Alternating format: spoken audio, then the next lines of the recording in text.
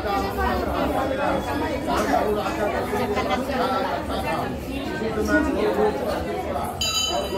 लगा।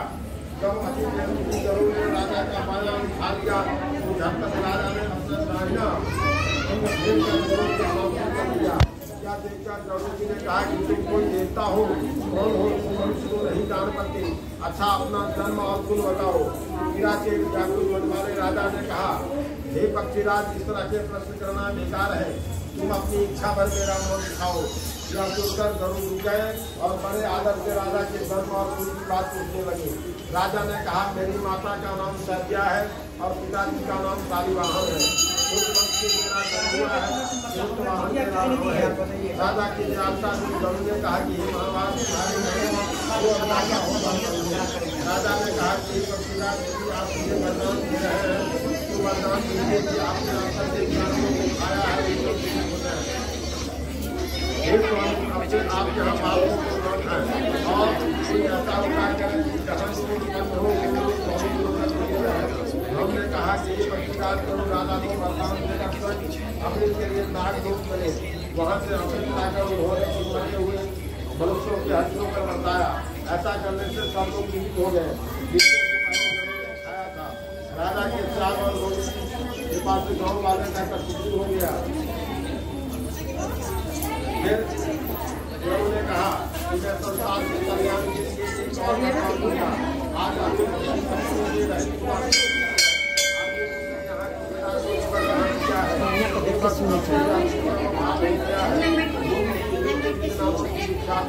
वही लोग का अमृत प्राप्त करने की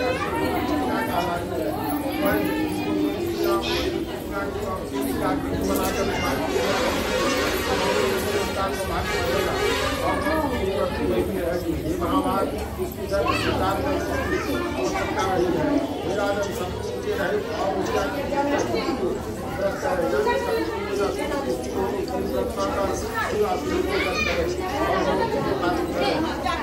ध्यान हो जाएगा और सौभाग्य को अवश्य हो जाएगा।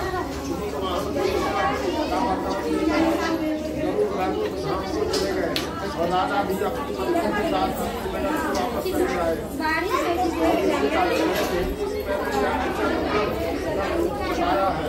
सबको करने से बच्चे की घास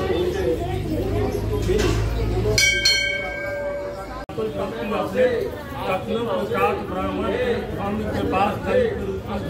कहा, भूपेंद्र, कौन सा उपाय करने से बच्चे दीर्घायु, क्योंकि वह रोती हुई कहती कि मुझ बूढ़ी माता के सामने मेरा बेटा मरा जा रहा है। यह रुदन सुनकर राजा जुमुत वाहन का हृदय बड़ा दुखित हो गया। वह तत्काल इस बुढ़िया के पास गया और उसने मैं तुम्हारे बच्चे को बचाने का प्रयास करता हूँ। ऐसा कहकर राजा उस स्थान पर गया जहाँ गरुड़ आकर प्रतिदिन मांस खाया करता था। उसी समय गरुड़ प्रस्तुत करा राजा के शरीर का मांस खाने लगा। जब अतिशय तेजस्वी गरुड़ ने राजा का बाया उठा लिया तो झटपट राजा ने अपना दाहिना अंग लेकर गरुड़ के सामने कर दिया। यह देखकर गरुड़ ने कहा कि देवयोनियों में तुम कौन हो, तुम मनुष्य को नहीं जान पाते, तुम अपना जन्म और कुल बताओ। यह सुनकर गरुड़ रुक गए और बड़े आदर से राजा से जन्म और कुल की बात पूछने लगे। तो राजा ने कहा कि मेरी माता का नाम सैद्या और मेरे पिता का नाम शालिवाहन है।